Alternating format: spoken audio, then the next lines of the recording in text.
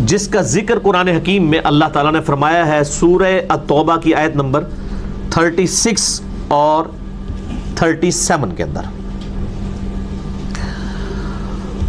محرم کہتے ہیں حرمت والی چیز کو، یعنی یہ ایسا مہینہ ہے، اور باقی 3 مہینے جن کا ذکر آگے آئے گا، ان میں حرام کام کرنا خصوصیت کے ساتھ منع ہے، اور بعض حلال کام بھی حرام ہو جاتے ہیں۔ مثلا قتال آپ نہیں کر سکتے، ان مہینوں میں کافروں سے بھی آپ جنگ نہیں کر سکتے، اسی لیے اسے محرم کا مہینہ کہا جاتا ہے، عزت والا۔ اور کتنی تلخ حقیقت ہے کہ اس محرم کے مہینے میں جس میں کافروں سے لڑائی کرنا منع ہے، اس امت نے نبی صلی اللہ علیہ وآلہ وسلم کے پورے گھرانے کو آپ صلی اللہ علیہ وآلہ وسلم کی وفات کے 50 سال کے بعد ذبح کیا ہے محرم کے مہینے میں، جہاں پہ کافروں کو نہیں آپ قتال کر سکتے، مسلمانوں نے آل رسول کو قتل کیا علیہم السلام۔ اعوذ باللہ من الشیطان الرجیم، بسم اللہ الرحمن الرحیم، سورہ التوبہ آیت نمبر 36۔ ان عدت الشہور عند اللہ 12 شہرا فی کتاب اللہ، بے شک اللہ کے ہاں مہینوں کی گنتی ہے 12 اللہ کی کتاب لوح محفوظ میں، یوم خلق السماوات والارض، اس دن سے جس دن سے اللہ نے آسمانوں اور زمین کو پیدا کیا ہے 12 مہینے ہیں سال کے، منہا اربعۃ حرم، ان میں سے 4 مہینے ہیں حرمت والے، قرآن میں ان کا ذکر نہیں، وہ احادیث میں آیا ہے۔ ذالک الدین القیم، یہ ہے سیدھا دین، فلا تظلموا فیہن انفسکم، پس ان حرمت والے مہینوں میں اپنے آپ پر ظلم نہ کرو، گناہوں سے بچو۔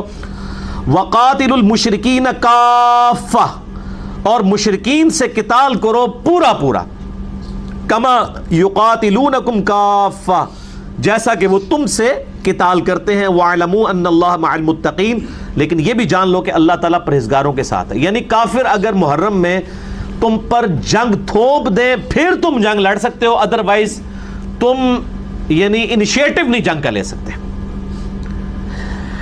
اگلی آیت میں آتا ہے انما النسیء زیادۃ فی الکفر یضل بہ الذین کفروا، ان مہینوں کے معاملے میں زیادتی کرنا کفر ہے، اور یہ اس سے وہ لوگ گمراہ ہوئے ہیں جو کہ کفر اختیار کرنے والے ہیں۔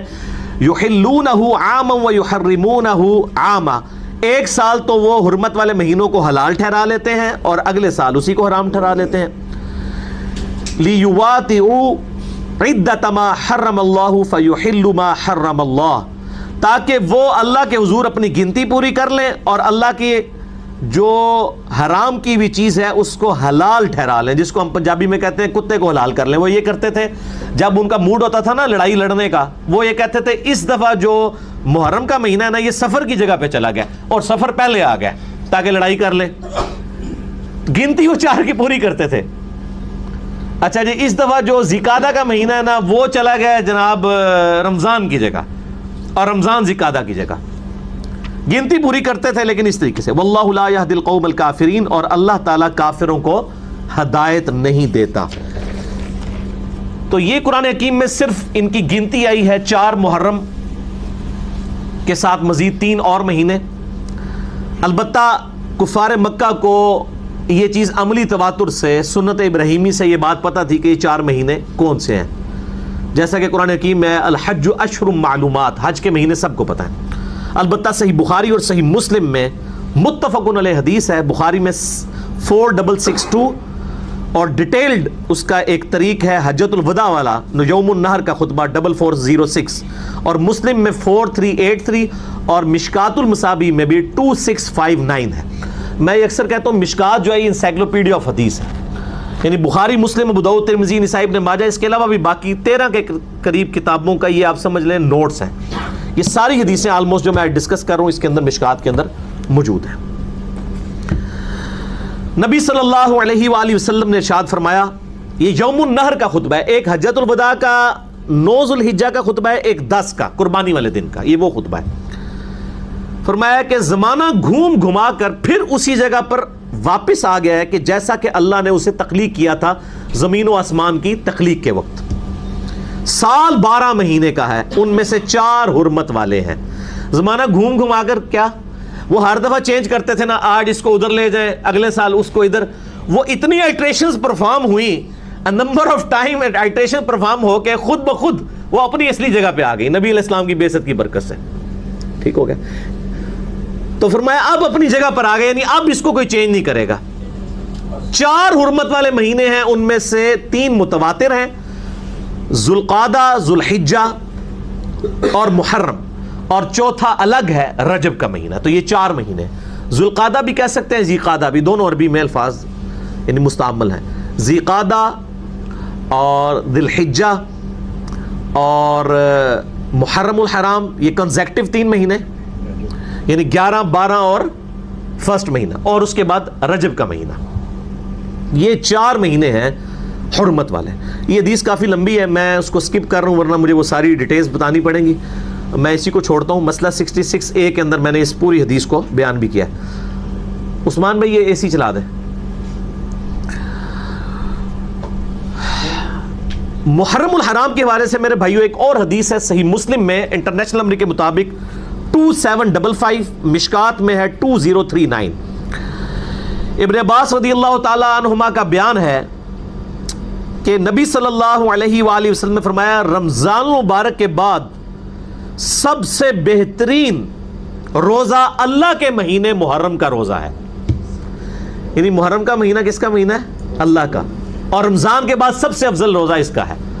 اور پھر ابن عباس کا ساتھ ہی کہنا ہے کہ نبی علیہ السلام نے یہ بھی فرمایا فرض نماز کے بعد سب سے افضل نماز رات کی یعنی تہجد کی نماز ہے.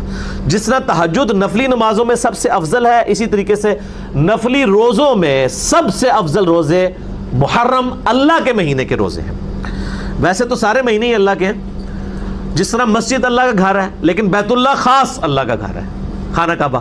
اسی طریقے سے سارے مہینے اللہ کے ہیں لیکن محرم الحرام اسپیسیفکلی اللہ تعالیٰ نے اس کو اپنے ساتھ فضیلت دی ہے. اور تاریخ گواہ ہے کہ اللہ تعالیٰ کی قدرت کے بڑے بڑے فیصلے جو ہیں وہ محرم الحرام میں ہوئے ہیں. خصوصاً 10 محرم عاشورہ کا دن اسلام سے پہلے بھی قریش مکہ میں بھی سیلیبریٹ ہوتا تھا، بخاری مسلم میں حدیث موجود ہیں، اور یہود و نصارہ کے اندر بھی. اور آپ اگر اسلامی تاریخ پڑھیں تو آپ کو ڈیٹیل سے یہ چیز ملے گی کہ بخاری مسلم میں تو صرف اتنا آیا نا کہ 10 محرم کے دن فرعون کو ڈبویا گیا اور موسیٰ علیہ السلام کو نجات ملی. اس کے علاوہ بھی کئی بڑے بڑے واقعات عاشورہ 10 محرم کے دن ہوئے. حضرت آدم علیہ السلام کی توبہ قبول ہوئی 10 محرم کے دن. سیدنا یونس علیہ السلام کو اللہ تعالیٰ نے مچھلی کے پیٹ سے نجات دی 10 محرم کے دن. نوح علیہ السلام کی کشتی جو ہے جودی پہاڑ پہ اٹکی 10 محرم کے دن. ابراہیم علیہ السلام کو آتش نمرود سے نجات ملی 10 محرم کے دن. اور موسیٰ علیہ السلام کے تو واقعے کا ذکر بخاری مسلم میں ہے. اور پھر ہماری امت کے لیے بھی ظاہر ہے کہ یہ ایک اس حوالے سے تکلیف دہ ایک یادگار دن بن گیا سیدنا حسین ابن علی کی مظلومانہ شہادت کی وجہ سے 10 محرم 61 ہجری. اللہ تبارک و تعالیٰ نے یعنی اس کو ایام اللہ میں سے ایک یوم ڈکلیئر کیا ہے عاشورہ کے دن کو. قرآن حکیم میں سورہ ابراہیم کی آیت نمبر 5 ہے کہ موسیٰ علیہ السلام کو اللہ تعالیٰ فرماتا ہے کہ وَذَكِّرْهُمْ بِأَيَّامِ اللَّهِ، اپنے ماننے والوں کو نصیحت کیجئے اللہ کے فیصلے کے بڑے بڑے دنوں کے ساتھ. یعنی اللہ تعالیٰ کے فیصلے کے دن کون سے دن ہوتے تھے؟ جن دنوں میں اللہ تعالیٰ نبیوں کو نجات دیتا تھا